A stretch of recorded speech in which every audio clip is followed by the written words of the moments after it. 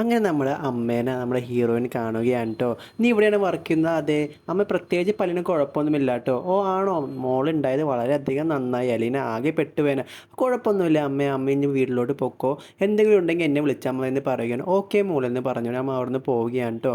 നമ്മുടെ നായികയ്ക്കാണെങ്കിൽ ഈ ഷൂ വളരെയധികം ഇഷ്ടമായിരിക്കും. അപ്പോൾ അവളുടെ കൂട്ടുകാർ പറയുകയാണ് കുറേ പൈസ കയ്യിലുണ്ടല്ലോ, പിന്നെ ഇത് വാങ്ങിയാൽ ഒന്നുമില്ല, കാശ് കുറച്ച് കൂട്ടി വെച്ചിട്ട് ഒരു ക്ലിനിക്ക് തുടങ്ങാൻ വേണ്ടി ഞാൻ ഉദ്ദേശിച്ചിരിക്കുന്നതെന്ന് നമ്മുടെ നായിക പറയുകയാണ് കേട്ടോ.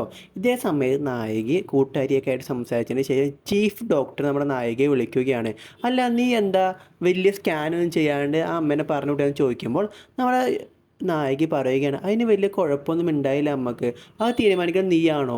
നീ എന്താ ഞാൻ പറഞ്ഞോട് ചെയ്താൽ മതി, ഞാൻ അവിടുത്തെ ചീഫ് ഡോക്ടർ, നിങ്ങൾ പറഞ്ഞിട്ടൊന്നും എനിക്ക് ചെയ്യാൻ വേണ്ടി പറ്റില്ല, ആൾക്കാരെ പറ്റിച്ച് കാശുണ്ടാക്കാൻ ഞാൻ നിങ്ങളുടെ കൂടെ നിൽക്കില്ല. ഓഹോ അത്ര കയോടി നീന്ന് നമ്മുടെ നായികയുടെ അടുത്ത് ചീഫ് ഡോക്ടർ ചോദിക്കുകയാണ് കേട്ടോ. നീ ഞാൻ പറഞ്ഞത് മാത്രം കേട്ടാൽ മതി എന്ന് പറയുകയാണ്. അങ്ങനെ പറ്റില്ല എന്ന് പറഞ്ഞ് പോവുകയാണ് കേട്ടോ. അങ്ങനെ വീണ്ടും നമ്മുടെ നായികയെ നമ്മുടെ ചീഫ് ഡോക്ടർ വിളിക്കുകയാണ്.